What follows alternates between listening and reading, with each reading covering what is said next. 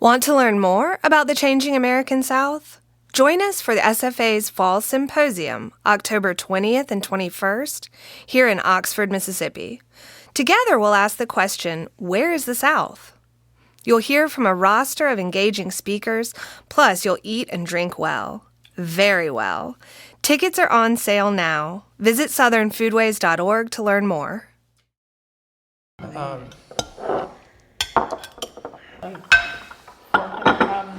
That's who. Listen, Mary Beth, what do you hear? That really works for her. The sounds of a dinner party? Are folks eating together, having a meal? Well, yes, but the actual sounds, dishes clattering, knives and forks scraping up food, that's the sound of the plateware. Interesting. But those are the sounds that I associate with meals in movies, TV, or, podcasts. Those are the sounds that set the scene and make it clear that we're in a restaurant or a diner. For all their ubiquity and beauty, we don't often pay attention to the plates or bowls under the food we're eating. Not once we've left the department store or the wedding registry behind. In this episode, Wilson Sayre takes us to central North Carolina, where the red clay of the soil is as important to the story of the plate as it is to the food presented on that plate. It's the dirt, Mary Beth. The plate and the food come from the same dirt. You're listening to Gravy. Gravy. Gravy. Gravy. I'm Melissa Hall. And I'm Mary Beth Lassiter. A production of the Southern Foodways Alliance, Gravy tells the stories of the changing American South. Wilson Sayre has the story.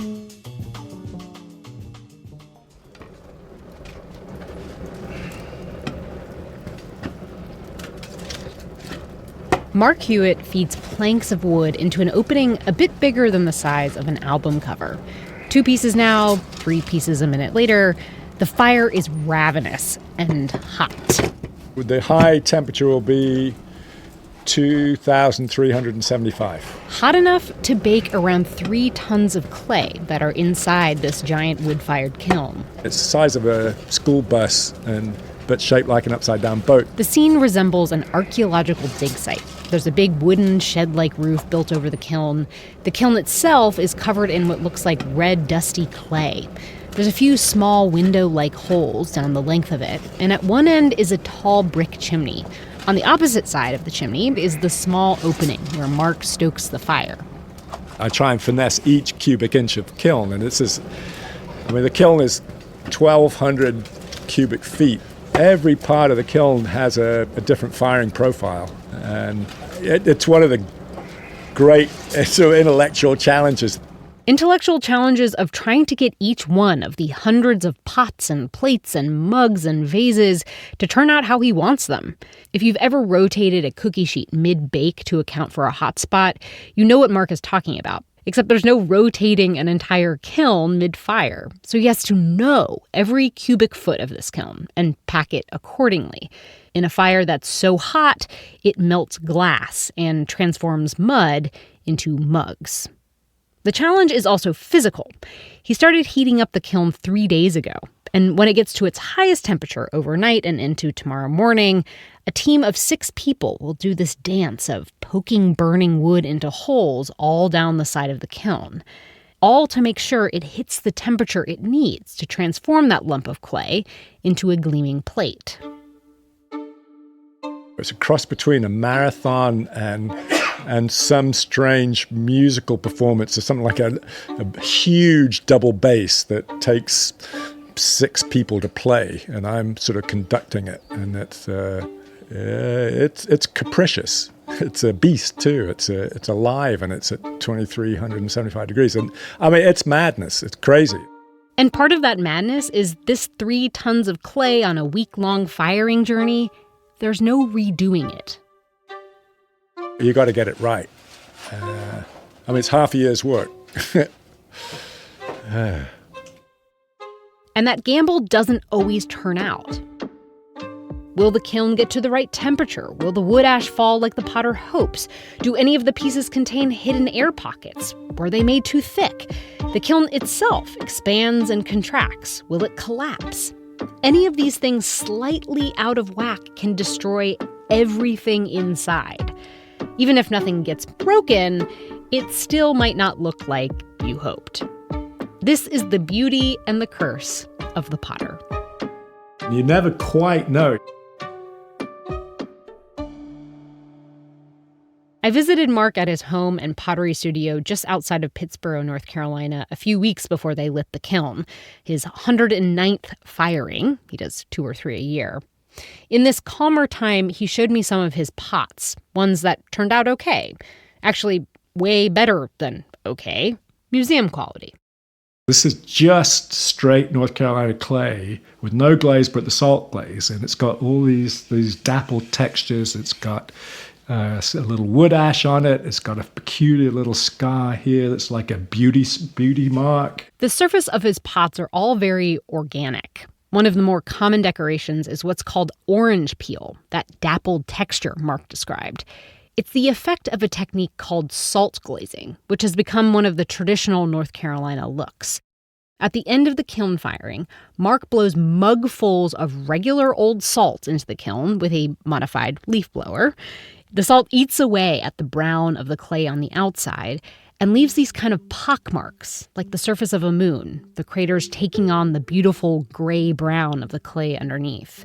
It kind of reminds me of a pollen-covered sidewalk after a light rain, textured and unpredictable.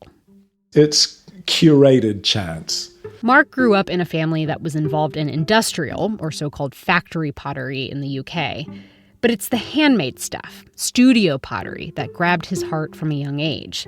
It's the use of natural materials and hand production, the kind of work Korean, Japanese, and West African potters have been making for millennia.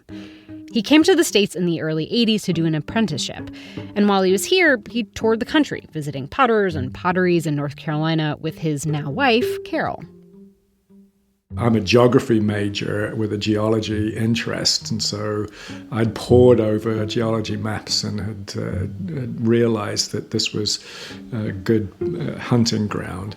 Hunting ground for clay.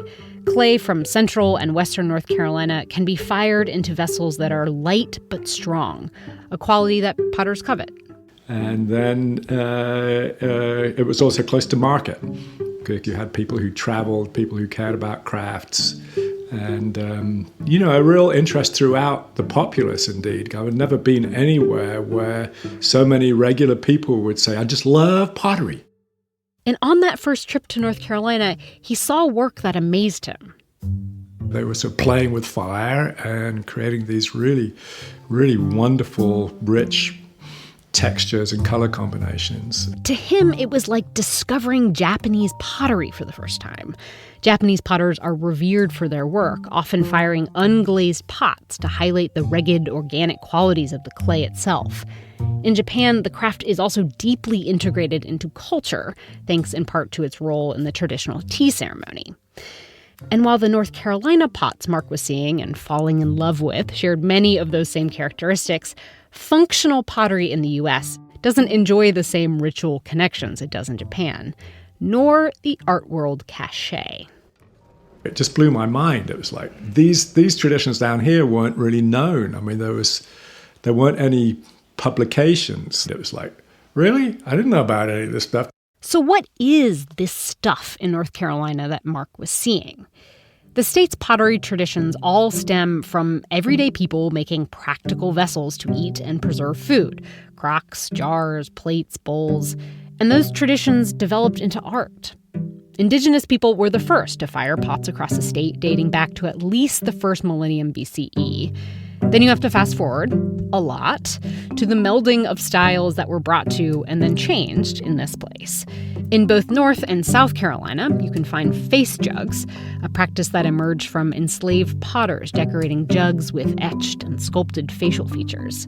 In the western foothills of the state, you can find alkaline, also known as ash glazing. That results in finishes that look like melted glass, all drippy and translucent. Salt glazing has coalesced in the central part of the state. That's where you find the town of Seagrove. It's become a kind of mecca for potters who stand on the shoulders of families who made pottery in the area for generations. Today, Seagrove is home to the largest concentration of working potters in the United States. The NC Pottery Center is there. Jugtown, with its own century-long history of the craft, is just a few miles south. And in 1983, an hour east of Seagrove, Mark and his wife Carol started converting an old farm near Pittsboro into his pottery. In the beautifully redone farmhouse that looks out over a little pond, Mark picks up a copper-brown mug, which he bought from a collector after years of admiring it. It's a mug from maybe the late 1800s that he says represents so much of what North Carolina pottery is to him. This is unsigned, probably from Coleridge, but it's got a blowout there where there was a twig that came out. Then if you look at all the texture of the materials, it's like an organic tapestry. It's got a little texture that you feel when you're using it. And it's modest. It's like a dear old friend. A friend that's almost too precious to use as a mug. It's too special for me to risk. It's one of the sad things about even the work that I make. I know some people buy it and use it, but other people think it's too valuable to use. And I sort of complain that it's a bit like buying a car and not driving it. Mark really wants people to use his work. It's part of what makes pottery special. Yeah, I mean, they're missing out completely. It's like a love offering. It's like, this is my gift. This is what I do full-heartedly all the time. I mean, 24/7. I'm dreaming and scheming and making. Mark says a person's hand is equal to that of a museum. Their cup holder or table is a perfectly worthy venue for art. What better way to use a plate than to put food on it? Some slices of ripe summer tomato or a handful of strawberries in a bowl. It adds to that full pottery experience.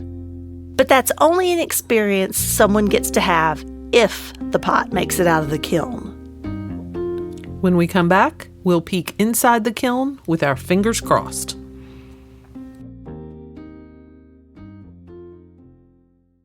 For over 125 years, Lodge has been crafting quality cookware in South Pittsburgh, Tennessee.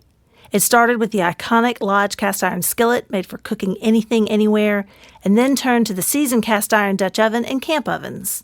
Now, Lodge is making history with USA Enamel, the only line of colorful enameled cast iron made in the United States. And like all Lodge cast iron cookware, USA Enamel is designed to last for generations. Visit LodgeCastIron.com to purchase your own USA Enamel Dutch oven.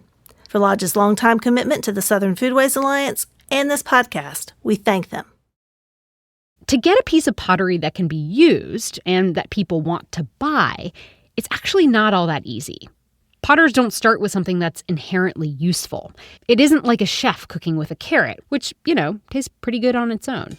Potters are starting with the stuff you wash off that carrot. A lump of clay. So the first thing I want to do is center the clay. Dolores Farmer is a potter in Durham, North Carolina. She's showing me how she makes a mug with one of her signature looks, a finish that resembles tree bark. I'm coning it, which means I'm stretching it and making kind of this triangle shape on the wheel. A pound of clay spins smoothly between her hands as she pushes them together, which lifts the clay and then squishes it back down. I don't know if you ever iced a cake, and so your hands are like the spatula on the side, trying to smooth out the edges and the bumps and inconsistencies on the clay to make it nice and smooth. Then she pokes a hole down the middle of that cylinder of clay and pulls out, transforming the clay from a kind of puck shape into a cylinder with an open top. You can start to see the beginnings of a mug taking shape. So now I'm going to throw the wall. Now, because this piece is going to be that tree bark texture, I'm going to leave it thicker than I normally would for a mug. She pinches the edges of the clay and lifts up as it spins, raising the sides of the mug. When she's happy with the height, Dolores brushes on some coloring, which she then dries with a heat gun. After that, she turns on the potting wheel again and gently pushes out the belly of the mug, which rounds it.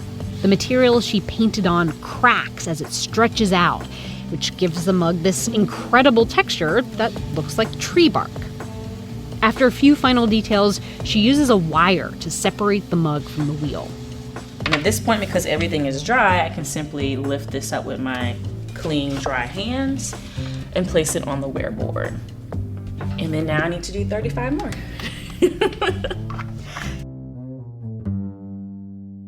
Dolores is part of the next generation of potters in the region. She's self-taught, primarily fires her work in a gas kiln, works in an urban center, and is really active in selling her work online.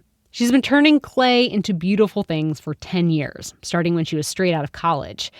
And it's taken a lot of that to figure out how to make her work a business that, pays the bills. Part of making functional wear as a job is you have to make stuff that works for you, but also stuff that works for the public. So you have to find a balance. And that tension is something probably all creatives face, staying in business and staying true to their voice. I have a goal to get to a point where my work is like crunchy granola. So like someone just pulled it out the ground and here's your mug. It feels like it came from the earth. But right now I'm towing this balance of making sure that my pieces are appealing to people who don't want something that's heavily textured and very natural with a lot of browns. Dolores wouldn't say her pottery is in the traditional folk style of the state. But the North Carolina tradition isn't just about aesthetics. It's about the communities that have grown up around the craft. In Seagrove, the center of so much pottery in the state, potters are making all different kinds of styles. And as the founder of Durham's first Black-owned community pottery, Dolores says fostering and widening that community is really important to her. Seeing other potters in the studio go out to markets and sell made me think that it was possible. And I think that's a beautiful thing to see the representation of what you're trying to do. And it's partially what we do here. There are students who come in, it's like, hey, I saw you. And I'm like, just because I saw you, I think it's possible for me to do it. And it's like, yes, welcome in, and let's get you on the wheel. These plates, this whole pile, these piles, I should say. Glenn Hinson is part of the pottery community, not as a maker, but as an admirer. He's the kind of pottery collector who's more likely to buy the potter's favorite piece, even if most customers pass it over. When you walk into his home, you're immediately greeted by a long line of giant pots. They stand proud in front of windows that line the hallway into the main living space, which holds more pots. That's a good one to look at, because that's a really cool one. I wanted to talk with Glenn not just because he's a fan and collector of North Carolina pottery, but because he teaches folklore and anthropology at UNC Chapel Hill, just a half hour from Mark's studio in one direction and Dolores's in the other. I had a question for him. Who cares about old plates? Every pot is an enacted story. Each piece is filled with its own kinds of meaning. So the clay of the earth, the shaping hands of the potter, the stuff which makes the glaze, and the activities of the flame all come together. And you take out of that kiln a piece which is not only singular, but is a singular narrative about that combination. But he says the story of a pot doesn't end there. It then moves from a potter into the hands of a buyer. And so then the day-to-day use of those pots becomes a relationship building. It becomes a moment of every time you sit with a pot, think of the story of that pot. For both Mark and Dolores, the North Carolina clay they use is part of the aesthetic story they're telling. People talk about wine and certain foods as having terroir, the taste of a place. Of course, you're not going to eat a hand-thrown plate, but it evokes place in a similar way. And while Glenn is an admirer of all things handmade with the intention of a maker, he says it's not just those kinds of plates that have a story to tell.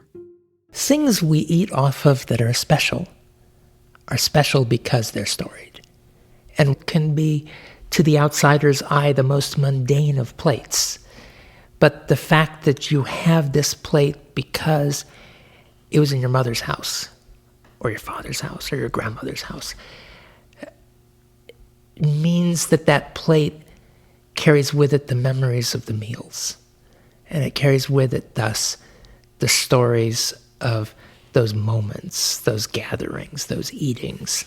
And I think that you could stretch that and say There's probably truth to that even for the most disposable of plates, when one thinks of plastic plates or paper plates. We've gotten pretty good at finding and telling the stories of food. You have the invocation of, well, this was farmed from such and such farm, and this cheese is from Chapel Hill Creamery down the road. And food has moved recently from the stuff that is created into the stuff that is created in the stories of its creation. And when we think about plates, all of that storytelling is there too. It just happens on a different timeline. The handmade plate joins the food in those narratives of creativity.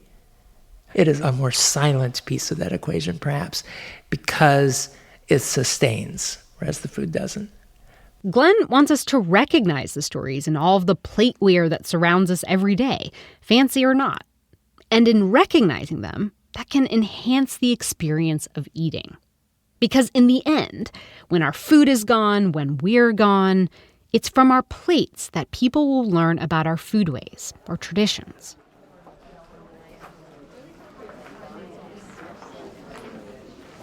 It was drizzling when I returned to Mark's showroom a month after the kiln firing. But the rain didn't diminish the energy of his fans, dozens of whom had shown up to browse and shop the new pieces. The new pots were gleaming. Big 60-gallon ones that come up to your waist, small bud vases, cups, mugs, plates, platters, bowls, each one unique, stamped with the number of this firing. 109. How do you feel? It's beautiful firing. I mean, we're extremely pleased with the results. I mean, it always takes a little while once the pots come out of the kilns to get used to them. And I'm convinced that they change. It's not me and my attitude. It's just the pots actually go through a transformation. And now, I mean, they're looking serene, stately, elegant, powerful, strong, rugged. The barn is full of eager buyers, and they seem to be loving what's out. It's like a big celebration. People are just happy looking at beautiful objects. A couple in one corner put together a set of mugs for themselves. One woman shops for a wedding present. The atmosphere is mostly friendly, but I do catch a whiff of urgency. And later, when customers gather with friends eating off a Hewitt plate, they may recount the story of how they snagged it first, surrounded by the beautiful rolling clay hills of Chatham County. I end up buying a mug.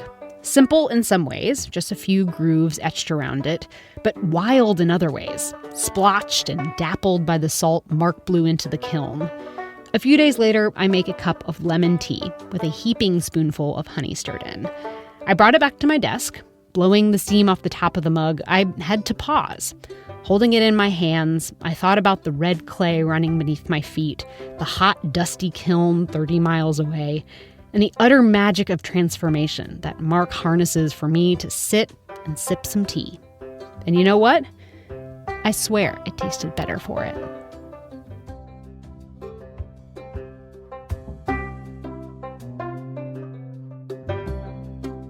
Wilson Sayre edits audio stories, manages people, and runs productions. Most recently, she was managing producer at Pushkin. Her work has aired on shows like Planet Money, Reveal, Marketplace, and The World. And she's been recognized by the Daniel Shore Journalism Prize and the National Edward R. Murrow Awards. A native of North Carolina, she enjoys gardening and playing the banjo. Fascinating. We thank Wendell Patrick for Gravy's theme music, Jazar for our donor music. Managing editor for Gravy and all other SFA media is Sarah Camp-Milam. Olivia Terenzio edits All Things Podcast. My co-host, Mary Beth Lassiter, is our publisher. Join us for the SFA's Fall Symposium, October 20th and 21st here in Oxford, Mississippi. Together we'll ask the important question, where is the South? You'll hear from a roster of engaging speakers like Wake Forest Professor Derek Hicks, our guide to finding the South wherever we find the Black church. Plus, you'll eat and drink very well. Tickets are on sale now. Visit southernfoodways.org to learn more about the Fall Symposium and purchase your ticket. While you're there, become a member or make a donation. Your dollars fund our work and help us make more gravy. I'm Melissa Hall. I'm Mary Beth Lassiter. Excited to lap up another episode of Gravy? Tell a friend. Pass the gravy boat, there's plenty to go around.